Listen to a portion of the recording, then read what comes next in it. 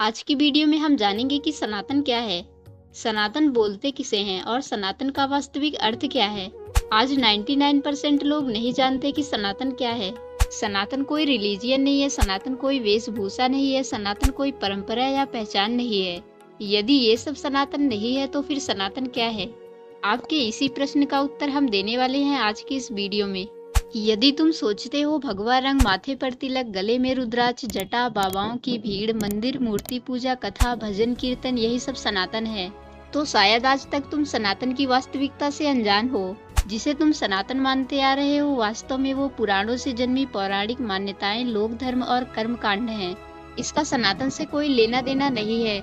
यदि ये सब सनातन होता तो 5300 वर्ष पहले की सिंधु घाटी सभ्यता से इन सब का प्रमाण जरूर मिलता। उस समय तुम्हारी मान्यताओं का सनातन तो नहीं था, लेकिन जो वास्तव में सनातन है वो जरूर था। आपको पता होगा कि हमारा सबसे पुराना वेद ऋग्वेद है। कुछ विद्वान इसे सिंधु घाटी सभ्यता के समकालीन मानते हैं, तो कुछ विद्वान इसे सिंधु घाटी सभ्यता से भी पहले का मानते हैं। सिंधु घाटी सभ्यता से मिले अवशेषों को देखकर ये लगता है कि उस समय लोगों को प्रकृति से कितना ज्यादा प्रेम था।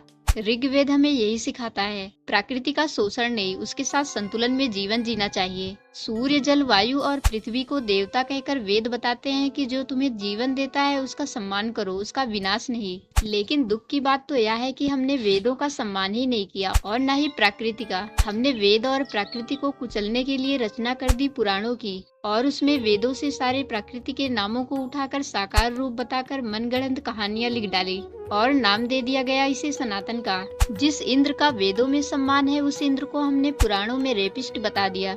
इंद्र शब्द का सम्मान करना था, उस इंद्र से नफरत करना सिखा दिया गया। जिस सूर्य का सम्मान करना था उस सूर्य का पुराणों में अपमान किया गया। जिस नदियों का सम्मान करना था उन नदियों को तबाह करना सिखा दिया गया। जिन पहाड़ों का सम्मान करना था उनको रौंदना सिखा दिया गया। वेद, प्रकृति और सनातन की वास्तविकता से तुम्हें दूर ले जाने के लिए ही तो इन पुराणों की मान्यताओं की रचना की गई।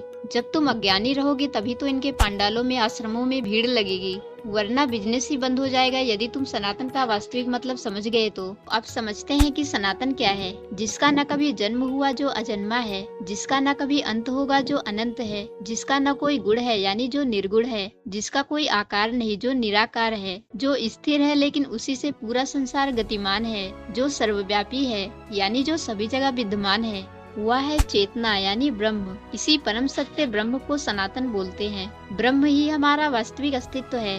ब्रह्म वह अनंत चेतना और अस्तित्व है जिससे सब कुछ प्रकट होता है और जिसमें सब कुछ स्थित है। जो शरीर आज बच्चा है वही कुछ वर्षों बाद युवा बनता है और फिर धीरे धीरे वृद्ध हो जाता है, यानी कि शरीर की अवस्था बदलती रहती है। लेकिन इन सभी बदलावों को जो आते जाते देख रहा है, जो इन बदलावों का साक्षी है, वही ब्रह्म है, वही सनातन है। जो स्वयं कभी नहीं बदलता लेकिन सभी बदलावों को आते जाते देखता है, वही ब्रह्म हमारा वास्तविक अस्तित्व है। इसी वास्तविक अस्तित्व को सनातन बोलते हैं। मैं या शरीर या मन नहीं बल्कि ब्रह्म हूँ, सनातन हूँ। यही आत्मबोध, यही ब्रह्म ज्ञान ही सनातन है। सनातन भीतर का आत्मज्ञान है, बाहर की सजावट नहीं। सनातन के नाम पर तुम ईश्वर को बाहर खोजते हो, प्रकृति को तबाह कर देते हो, भ्रम और कल्पना में जीते हो, लेकिन कभी स्वयं के भीतर विद्यमान उस ईश्वर को नहीं खोजते, क्योंकि तुम्हें लगता है कि मैं अलग हूँ, ईश्वर अलग है। मान लो एक मिट्टी का घड़ा है, घड़े के अंदर भी आकाश है और घड़े के बाहर भी आकाश है।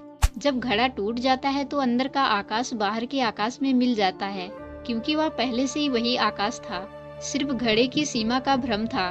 ठीक वैसे ही हमारा शरीर, नाम और पहचान उस घड़े की तरह है। इसके कारण हमें लगता है कि मैं यह शरीर और मन मात्र हूँ, मैं अलग हूँ, ईश्वर अलग है।